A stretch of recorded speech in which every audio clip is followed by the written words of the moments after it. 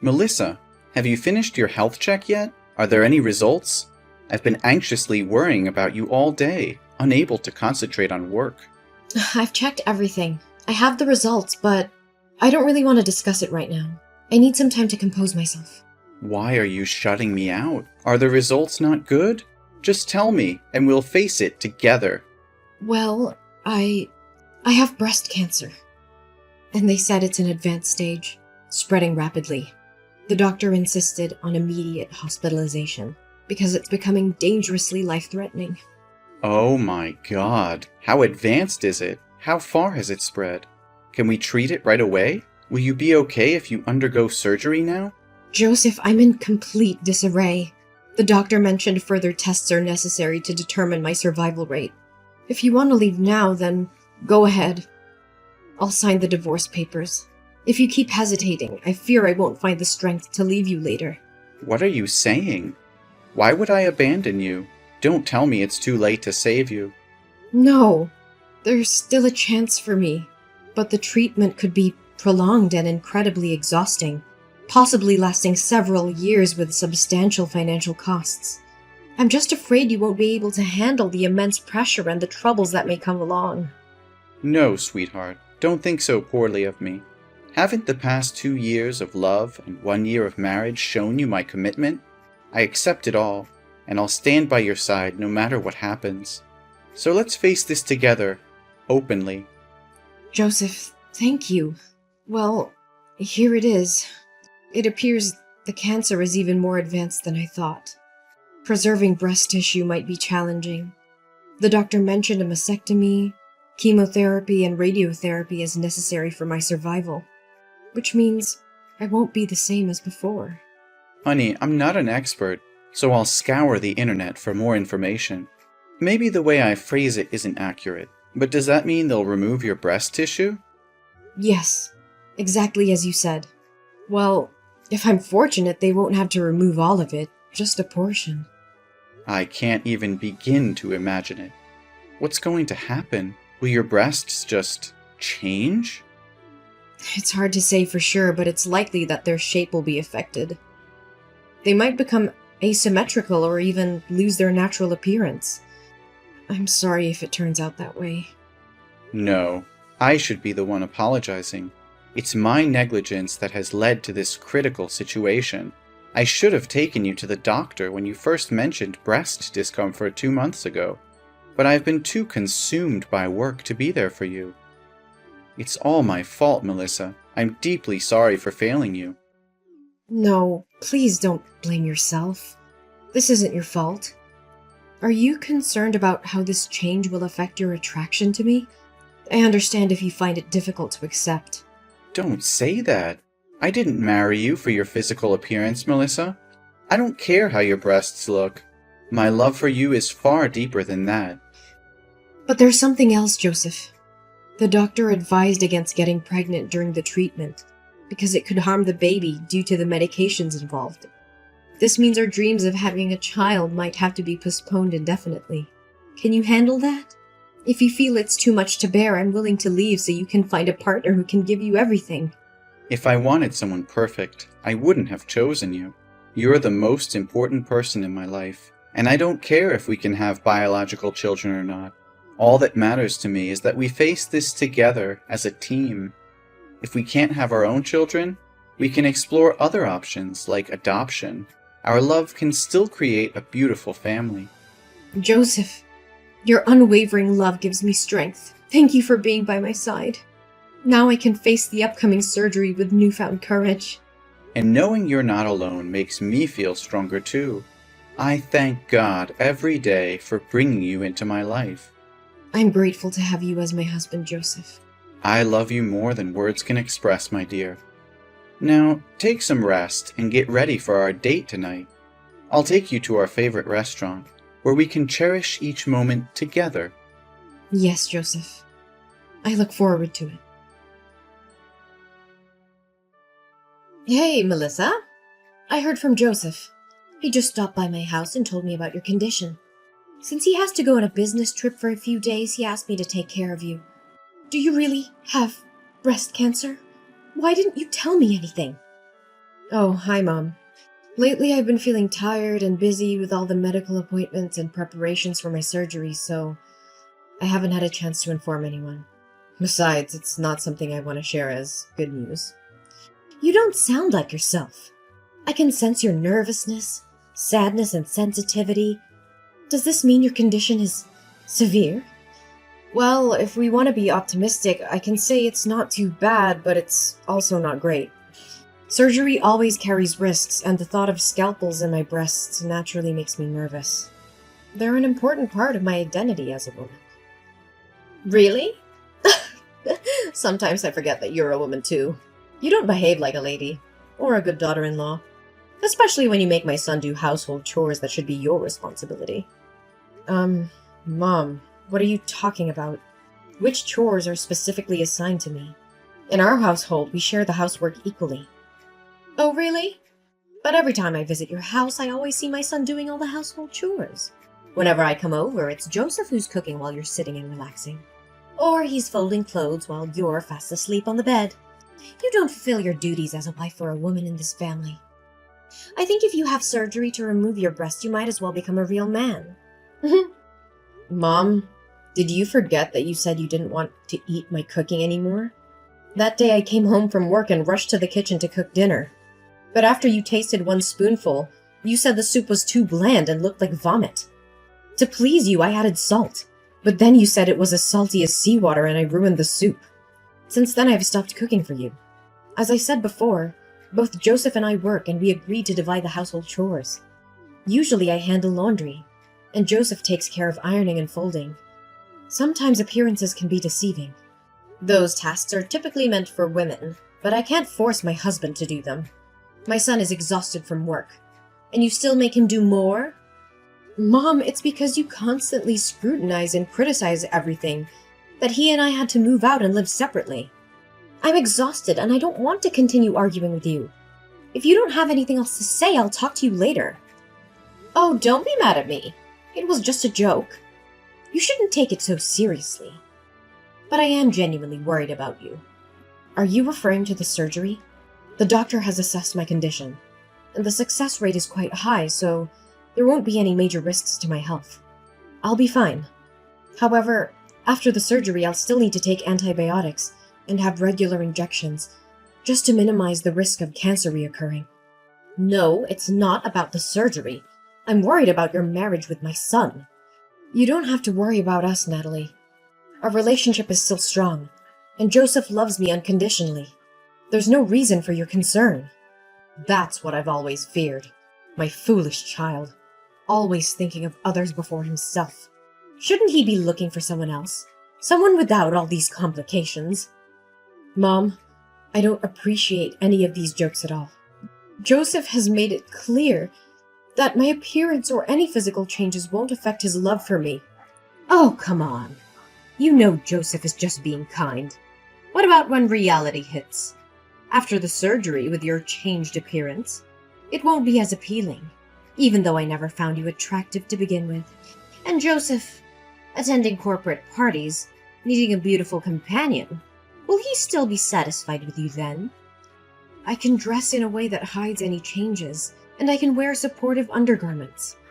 It's not something that will be obvious to others. Only you and Joseph know about it. Aren't you afraid he'll get tired of you and eventually seek someone else? You'll end up even more miserable and desperate when that happens. Maybe you should consider divorcing Joseph preemptively. I offered to divorce Joseph when I first found out about my diagnosis, but he assured me he would stand by me no matter what. It's not my decision to make alone. Besides, beauty is subjective, and Joseph sees beyond physical appearances. You're always so argumentative, Melissa. That's why I say you lack femininity. And what about children? After the surgery, you won't be able to have children anymore. Joseph has always wanted a child. Do you have the heart to make him so sad? The inability to conceive is temporary during the treatment. We have discussed it and Joseph is willing to wait. We have even considered adoption as an option to fulfill our desire for a family. No! I absolutely disagree with that. Adoption? I never approved of such a thing. The primary duty of a woman is to give birth, and if you can't fulfill that, You don't deserve to be my daughter-in-law. And how many more years will you make me wait for a grandchild? I'm over 60. I don't want to wait any longer. This is not something you can dictate, Natalie. Your reasons for happiness are ridiculous. What is it you really want to say? You are an insufferable daughter-in-law. Don't you understand that you should respect your mother-in-law? Fine. Let's be direct then. I want you to divorce Joseph. I can't accept having a messy, sick, and weird daughter-in-law like you. I believe you're incapable of giving birth to a child for Joseph. And even if you did, I question the child's health. What if they also face the same challenges? Or if they are teased for not having a normal mother? It's selfish of you to only think of yourself. You do realize that breast cancer isn't contagious, right? Besides, I don't want to divorce Joseph. I love him very much, and it seems like Joseph disagrees with your idea as well, doesn't he? If Joseph had agreed, you wouldn't have gone to such great lengths to convince me of anything. I have already introduced Joseph to a friend's daughter. I really like that girl and want her to be my daughter-in-law. But I don't understand what it is about you that Joseph loves so much. So if you want a divorce, go ahead. I won't give you a hard time. No, absolutely not. I think that settles it, doesn't it? Now, I have to go for my hospital visit, so I won't be able to argue with you any longer. Besides, maybe I don't need your care as Joseph asked. I believe I'll be better off without your help. Goodbye. You're so stubborn. We'll see about that. But mark my words, Melissa. One day, Joseph will come to his senses and realize that he deserves better than you. Melissa, I've thought long and hard about this, and I can't continue pretending that everything is fine. The very idea of you going through breast surgery disgusts me to the core. I've tried to sympathize with your situation, but I've found comfort in the arms of another woman. She possesses a beauty and allure that surpasses anything you could ever offer. She is fertile and capable of fulfilling my desire for children. I can no longer bear the weight of your burdens. Divorce is the only path for us now, and I insist that you disappear from my life, taking your illness with you. I am devoid of any care or compassion, and I won't spend a single penny on your behalf. Don't text me back. I don't want to talk with you anymore. Leave my house before I return, for you have never been deserving of my love. Melissa, I've returned from my business trip, and I'm about to step into a taxi to head home. Shall we go out to eat together tonight before your hospital visit tomorrow? I miss you so much. How dare you speak to me as if nothing happened? You think a simple date can erase the hurtful and cruel words you uttered? Do you have any idea how utterly devastated and crushed I felt after reading those messages? Don't worry. I've already packed my things and won't take any of your possessions with me. I'm so sorry, Melissa. You must have been very angry with me because I didn't text you these days, right? But you said I said hurtful or heartless words? I'm a bit confused. What? Don't pretend to know anything. Scroll up and reread those horrible texts you sent me this morning. Do you know how desperate and sad I was after I read those lines? Wait a moment. I genuinely don't understand what you're accusing me of. I haven't sent you any texts in the past few days. I didn't even have my phone with me. Don't play innocent with me. The messages I received came from your number. Are you suggesting someone else used your phone to send those heartless messages? I'm telling you the truth, Melissa. I haven't touched my phone until just now. I had to visit my mother's house briefly before heading to the airport, and I accidentally left my phone there. That's why I couldn't contact you. I only just retrieved it a short while ago. So you expect me to believe that you didn't send those vile messages? Yes, Melissa. I swear on everything that I hold dear. You are my world, and I would never stoop so low as to hurt you in any way, even intentionally. How can I be certain that you're telling the truth? Can I truly trust you after this betrayal? I understand your skepticism, but I assure you I'm being honest. In fact, I had a crucial meeting with a client this morning. If you need proof, you can verify it with my colleague. I even rushed through my work to be home with you earlier. I haven't had a moment's rest since. All right, Joseph. I believe you. I'm sorry for jumping to conclusions earlier. No, I understand why you thought that way. It's understandable since it came from my phone number. But who would do such a thing to make you misunderstand me? Is it possible that someone hacked into my phone just to play this cruel joke on you, knowing about your battle with breast cancer? Hold on a moment. I think I may have an idea who could be behind this. When I initially read the messages, I was overwhelmed with sadness and disappointment, and I didn't take the time to analyze the situation carefully. However, upon rereading them, I noticed some suspicious clues. What? Do you have a suspect in mind? Please tell me. It's all speculative at this point, and nothing is certain. But maybe the truth won't be easy for you. I don't get it. What do you mean? We'll discuss this in more detail once you're home. Mom, let's have a talk. Well, look who's here. How are you holding up? Did the surgery make you even more pathetic? I bet Joseph can't stand the sight of you anymore. It's only a matter of time before he divorces you. No, that's not happening. So spare your concern. Instead of focusing on me, maybe you should take a good hard look at yourself. What are you implying? What's your problem? Oh, don't act innocent. You're the one behind those vile messages from Joseph's phone, aren't you? Oh, those messages. The ones telling you the harsh truth that you'll be nothing but a burden to Joseph after the surgery? Well, whoever sent them, I can't say they're entirely wrong. You've become a liability, and you're deluding yourself if you think otherwise. Joseph has been sacrificing his time and energy, taking care of you day and night at the hospital. Have you ever stopped to think about that? But why should I take the blame for those messages? I understand what you're trying to say, and I'm grateful for everything Joseph has done for me. It's rare to find someone who actually upholds their wedding vows. But let's get back to the point. Did you know that there are advanced software and applications that protect phone data from unauthorized access? What does that have to do with anything? Why are we talking about this now? It has everything to do with this.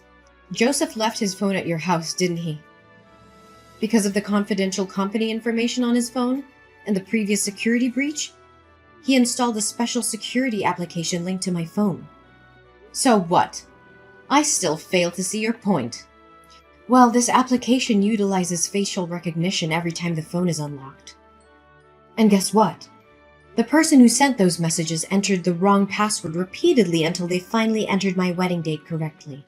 As a result, the application captured a photo of that person. And you know what's even more interesting? It looks a lot like you, Mom. That means nothing. It's not proof that I sent those messages. I was simply looking for something on Joseph's phone. What's your problem with that? You're right. It's not proof if you were innocent. But here's the kicker. The timing of those messages coincides with the time you were trying to access my husband's phone, Natalie. And there's another thing you probably didn't notice because it's become a habit of yours. Using the sign to end a sentence, while Joseph never does.